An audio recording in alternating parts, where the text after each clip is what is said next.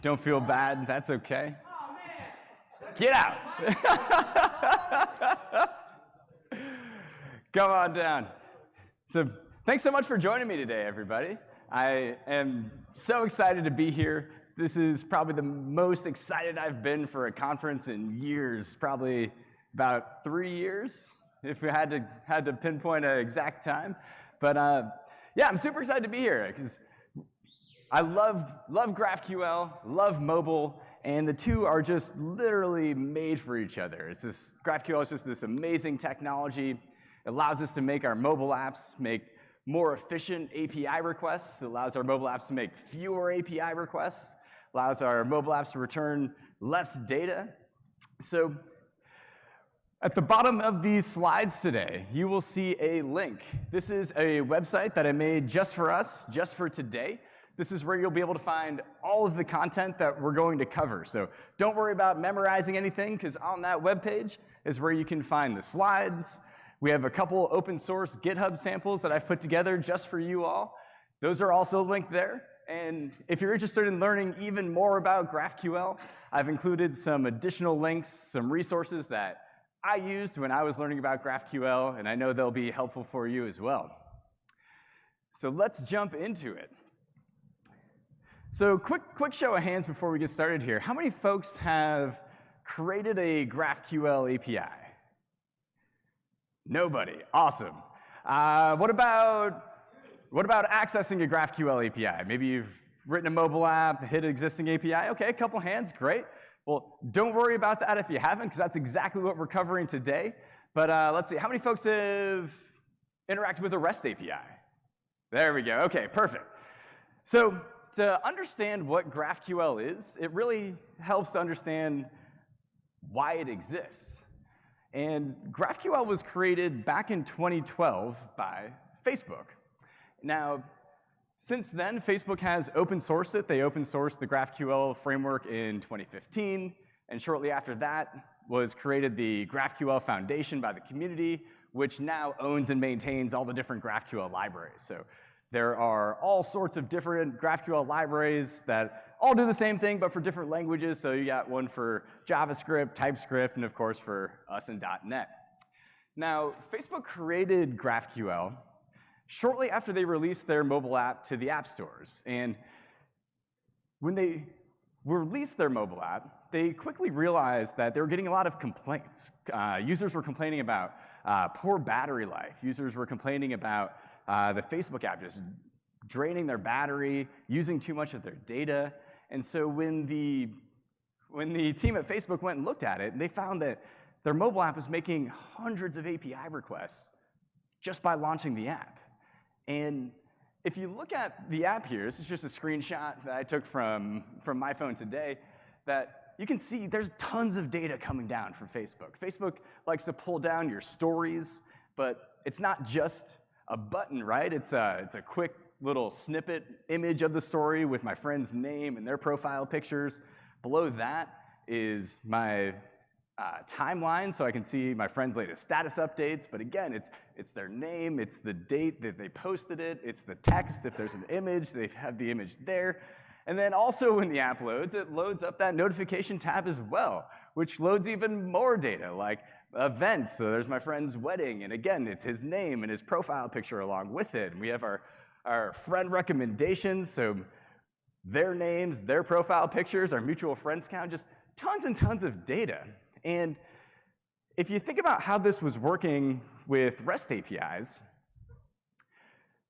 the Facebook app was likely making a call first to /user/ID to get information about me and my profile. And then once it has that, it can start making other calls to other APIs like events, friend suggestions. But then even once you make API calls to friend suggestions, that just returns back a list of IDs. So now it has to make even more API calls to that /user/ID to get that person's name and their profile picture. So you can quickly see how these API requests, they cascade, they multiply one into another, they're dependent on each other because you have to make one first, wait for that to come back, then make another one. And so when the Facebook team was looking at it, they said there's gotta be a better way. And so what they did, they took all of these REST API endpoints and consolidate them down to 1. And so now, when the Facebook app launches, it makes 1 API request to 1 endpoint. Now, I know what you're thinking. If this is just 1 endpoint, this thing must return just tons of data. Because if they're only making 1 API request, that means all that data is coming back. So what is that, like a 50 meg JSON file? That's got to be nasty. And well, the team at Facebook figured that out too, and they came up with this query language. So this query language allows us to tell the Facebook's GraphQL API exactly what we want to get back. And then in the response, it returns exactly the data we asked for. So let's take a look at this query here. This query, we ask for a user of a certain ID, so I put in my Facebook user ID there, and I say, for that user, give me the name and the events count. And also for that user, I want 1 friend suggestion, and for that friend suggestion, give me that person's name and our mutual friends count. And in the response, we get back this JSON payload. It's the same JSON we know and love that comes back with REST APIs. This is what we would pass into JSON.NET, deserialize it into a C# object, great. But what comes back is exactly what we asked for. We can see there's the user object with my name, Brandon Minnick. Looks like I have 4 upcoming events. There's the 1 friend suggestion with whose name is Seth Juarez, and looks like we have 18 mutual friends. And so what we can do now is, instead of having to make multiple API requests, we only have to make the 1, and we get back exactly the data we need. Now, let's take a minute to think about this, because this is pretty incredible, because what's happening here is we're taking the power away from the API and bringing it over to the client side. Because now on the client side, and us as the mobile app developers, we can request what data we want. If we want to change the shape of the data, if we want different fields, different properties to come back, we don't have to create a new API endpoint like we would typically have to do in REST. We can just tweak our query and get back exactly the data we need. So we don't have to worry about building up all these different REST APIs, or typically we're on big teams, right? And that means, well, we would have to open up a ticket for the backend team, and then 2 weeks later, maybe they've created the new REST API. No, we have that power now on the client side to do whatever we want. So we can now iterate quicker, make our mobile apps faster. And it's not just that dev loop that's faster, it's this response.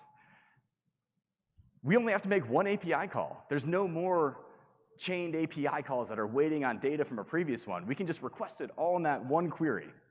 And that query is smaller. We don't have to worry about that problem known as overfetching, where a REST API returns back tons of data. Like, we don't need my birth date. We don't need the date my account was created. We just wanted the name and my events count, and that's exactly what we got back with GraphQL. So this response, yes, that's JSON, but that query is not. It looks like JSON, but if you look, kind of squint your eyes, there's no colons, there's no quotation marks. This is actually a unique query language that the team came up with just for GraphQL. So great, right? We're all excited to learn about GraphQL, but now we got to learn a whole new query language. Well, that's a pain.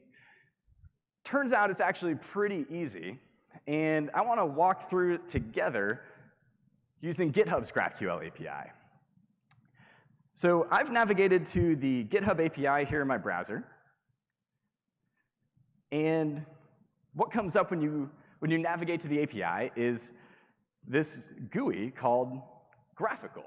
So it's a funny play on words, because it's a graphical user interface for your GraphQL backend. Props whoever came up with that name.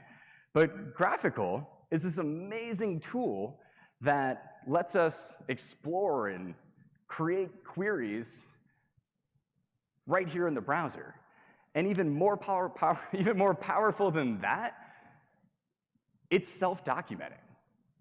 What we see here in this documentation explorer, sometimes it's hidden here behind this little docs tab. This documentation explorer, when graphical loads, it walks through our GraphQL schema And it will display every object, every field that can return from our GraphQL API. So we don't have to worry about documenting our APIs. We don't have to worry about even doing anything with Swagger. It's all just there included for us with this cool tool called GraphQL. And like GraphQL, GraphQL is also an open source library, and it's kind of become the de facto GUI. There is another one called GraphQL Playground, basically does the same thing. So let's check out this documentation explorer, right? Because what we're greeted with is 2 root types. Now these root types, these are the same root types for every GraphQL endpoint. So no matter if we're at GitHub's GraphQL API or Facebook's or Airbnb's GraphQL API, you're always going to see these 2 root types. Now query, that's a read. That means we're requesting data back from the server, but we're not changing anything. Mutation is the opposite. That's going to be our creates, our updates, our deletes. That means we're going to change data on the server. Now, since I did have to log into GitHub, I don't want to change anything. So let's do a query today together. But what's also cool about this is, see this here on the left? This is actually the syntax for our GraphQL query. So to get started, I'm just going to copy and paste this over here. And when I click this query object, it shows me all the different fields that we can query for. And so let's take a look at this list. So it's everything that comes back from GitHub, right? Like GitHub licenses, there's GitHub Marketplace, there's things we expect like GitHub organizations, GitHub repositories. It's all here, but I want to scroll down here to user. So what I want to do is query my user account, and again, I'm just going to copy and paste that syntax and replace that string with my GitHub login, or my GitHub user account. And if you notice, I've got a red squiggle here, because I'm not done yet. Because what did we talk about earlier? GraphQL only returns back exactly what we asked for. And here, I haven't defined what user properties I want back. So that's one thing that's a little different with GraphQL. We can't just say, give me back the whole user. We have to specify exactly what fields we want. So let's jump into user here. So I'll click on the user object. And we can see, again, here's all the fields that we can get back from the user object. So things like there's bio. So we can ask for the user's bio. Let's see, company. Created at, you can see what time, or date and time I created my GitHub account. And so now, when I click this play button, that GraphQL query executes, and we get our JSON data back. And again, this is just JSON data. Deserialize it, you got a C# object, you're good to go. And again, what's cool is we can change this as much as we want. Like I see there's followers here on the right, so we can say followers. And we can ask for the total count, so you can see how many people are watching my GitHub repos. And we can just continue in adding and removing fields to get back exactly the data that we're looking for. So this is pretty cool, right? But where are we? We're in the browser. This browser is running on the GitHub servers, so like this is all just happening server side. Like it's pretty cool. We just made our first GraphQL query, but I'm not actually calling it from my machine. So how do we do that from my machine? Well, let's pop open Postman. And what I've gone ahead and done already is I've entered in GitHub's GraphQL API here, and I've selected Post. Now this is a little weird because we're talking about GraphQL. We're not talking about REST, but I've selected Post. And that's because every GitHub request, or I'm sorry, every GraphQL request is just a post request. So if you know how to do a post request using HTTP client, it's the same code to interact with the GraphQL API. And that's true for both queries. That's true for also mutations. It's just a post request. So that post request, it does need a body. So let's enter in some JSON here. And this is also pretty easy because there's only one field. There's one field, and that is query. And what do we put for query? Well, we just copy and paste exactly what we just discovered walking through GraphQL. So let me copy that here, paste it, clear out some of those carriage returns, otherwise it'll get mad at me. One more, there we go. And so now, when I click send, from my computer, from Postman, we'll be making this GraphQL request to GitHub's GraphQL API. And there we go. And there's exactly the data we asked for. So there's my bio, the companies that I worked at, and the date my GitHub account was created. And just like with graphical, maybe we don't want followers anymore. So let's not overfetch that. Let's get rid of that from the query. And now it's gone. And we've changed the shape of the data all from the client side.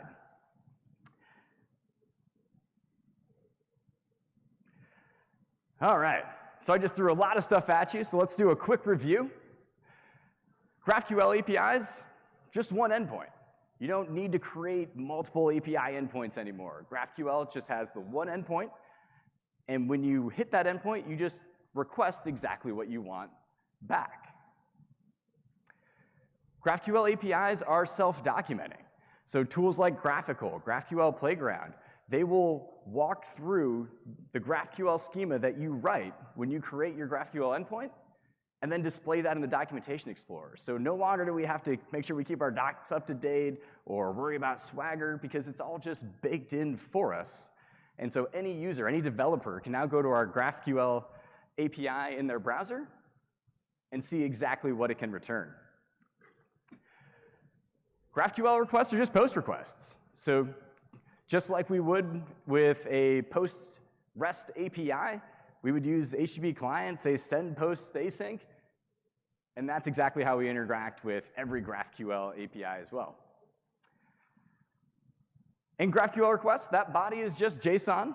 So it's one field, it's easy to remember, it's just query, and then we can just copy paste in that GraphQL query that we discovered when we were playing around in Graphical.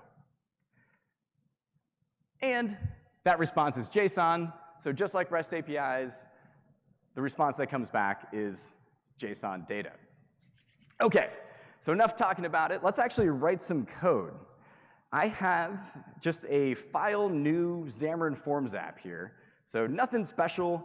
If it's been a while since you've spun up a new Xamarin Forms app, this is what it looks like. Nothing pretty, just says, welcome to Xamarin Forms. The only thing I've done ahead of time was to download a couple NuGet packages that we'll be using today, like newtonsoft.json, and we'll be showing off this GraphQL client. And I've got version 2 here, which is still in a pre-release, but has been working great for me. So what are we going to do? Let's play around with that label. So let's just give that label a name, and let's just write some quick and dirty code in our code behind. So let's call this result label. And there we go, done with the XAML. And in the code behind, again, this is going to be quick and dirty code. We're going to keep it pretty simple for the demo. But don't worry about memorizing anything. All the code we're about to write is already done. It's uploaded to GitHub. I'll make sure to give you a chance to download and save that link a little bit later. So sit back, relax, and enjoy. And try not to heckle me too much for not reusing HTTP client and all those bad practices. The sample online is good. Feel free to check that out and share that with your friends and colleagues. So the first thing we want to do, we need to create a new client. So let's say new HTTP client. And that client needs a couple headers because GitHub says so. So let's add some request headers. So I'm going to cheat and just copy those from Postman here. So one of them is the user agent header. Copy, paste. Copy, paste. And we also need that authorization header, which I'll be changing after this recording. Whoops. There we go. So we've got our default request headers there. And what do we say? It's just a HTTP post request. So we would normally say what? Client.postAsync. And what's IntelliSense telling me? IntelliSense says we need to pass in the API endpoint and some HTTP content. So let's grab GitHub's API endpoint, easy. And for that content, again, quick and dirty code. Let's just make some string content. Thanks, Microsoft Security. And new string content. And we'll just copy in, where'd my body go? There it is. Copy, paste. Get rid of these carriage returns. There we go. Keep these quotes.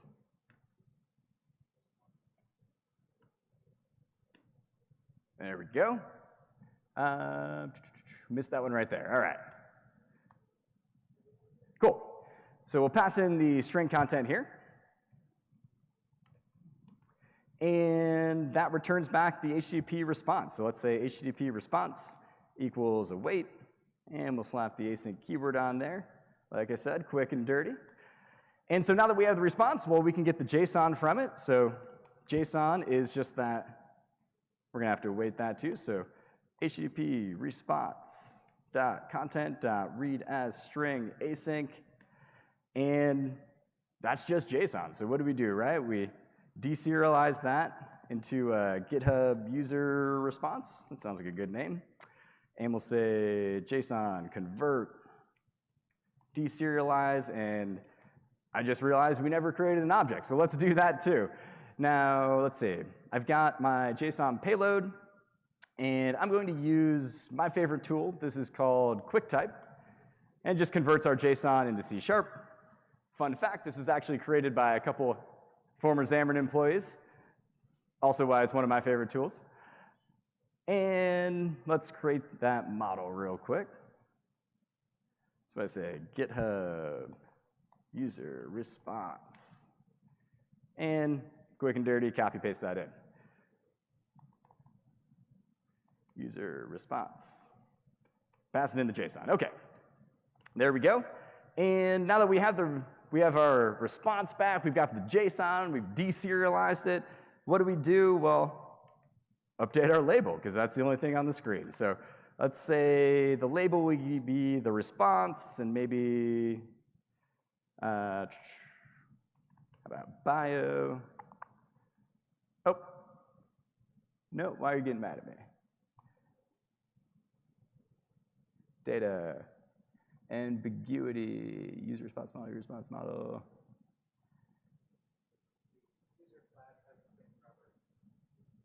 I already had it in here from when I was dry running the demos. Look at that. Shame on me. We'll delete one of those. That seems like a good idea. And there we go. All right. And I'll tell you what, before we kick it off, why don't we just say something like getting GitHub data. We'll do a ... so we know there's some action going on. Okay, so some quick and dirty code. We're just newing up an HTTP client. We're saying post async, passing in that GitHub GraphQL query, and getting the response back. So let's see what happens when we build and deploy.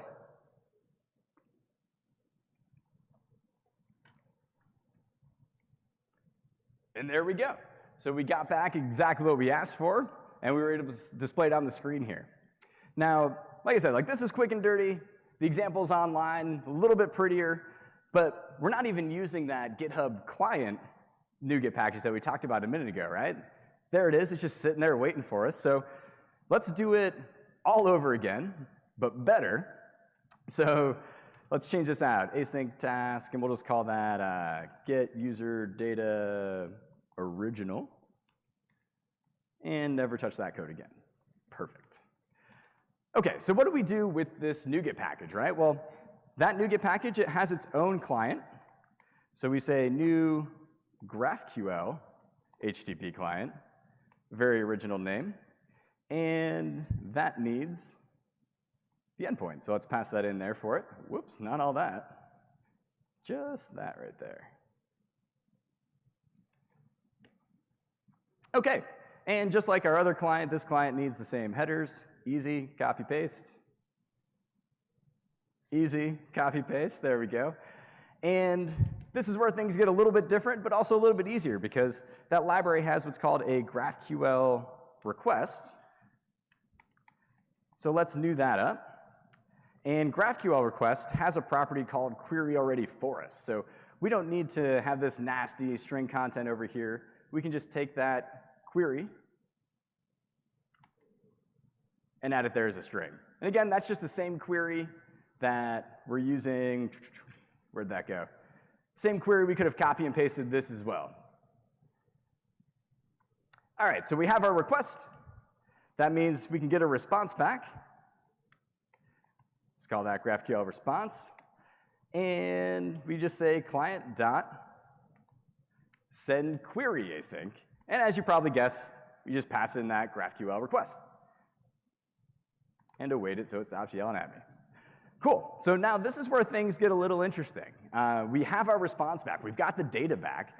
So what do we do with it, right? It's in this GraphQL response object. Well, one thing we can do, we can say result label dot text equals this GraphQL response dot data. Now, GraphQL response includes this property data for us. And that's because data is always the root object for every GraphQL response. Like if we look back here, data is the root object, and that user object is inside of data. And same with when we did it in Postman, data is the root object. So we can say in our code, the response.data, and this library actually lets us do some dynamic typing, which is kind of cool. So if we know what's coming back, so this field is user, so we can copy paste that in there. And let's do the bio again. We can copy paste that in there. And like I said, this is using dynamic typing to return that data back from us. But I don't know about you, but dynamic typing, it feels icky to me. I'm a .NET developer, right? I want a strongly typed object. So let's do this. Let's show another way we can do it that makes me feel a little bit better. Because we can also say, let's make that the actual user type. So we can say user equals the GraphQL response. And we can say get data field as. So again, data is our root type. So what's that field? Well, it's user. So we can copy paste user right there. And this also wants to know the type, give it the user object type we created. And now we've deserialized that back using our GraphQL client library. So what we can do now, we can say result label dot text equals user dot, we already got the bio, so let's go with company. Now, is this great? I mean, this also feels a little weird, right? Because we've now got that hard-coded string there. So what I actually like to do is similar. So let's cheat a little bit. Let's copy these two lines of code. Let's say user2, because the name of the model is user, so why not just use name of? And then tell it to be lowercase, because JSON likes lowercase for whatever reason. And we can add that to our result as well. So that'll be user2. And I think we have one more left. There we go, created at. So cool. So again, just a couple lines of code. The GraphQL NuGet package makes it a little bit easier on us. It includes some built-in libraries. And so now, when we click build deploy, this should come back with my, let's see, what's going to be first? My bio, then we should see my company, and created at. Let's see if it works. And there we go. So again, just another way you can take advantage of GraphQL APIs. You don't have to use this library. Like I said, there's 2 sample apps that I've uploaded to GitHub for us today. The first one is literally just this code, but a little bit better practices. It's going to use HTTP client as a singleton. It's going to have some resiliency and retry if there's errors, all that fun stuff that we know and love in mobile. And then the second example doesn't use the NuGet package. I kind of recreated it myself, handcrafted it a little bit differently, but then that is also a little bit more complex. So do check those out.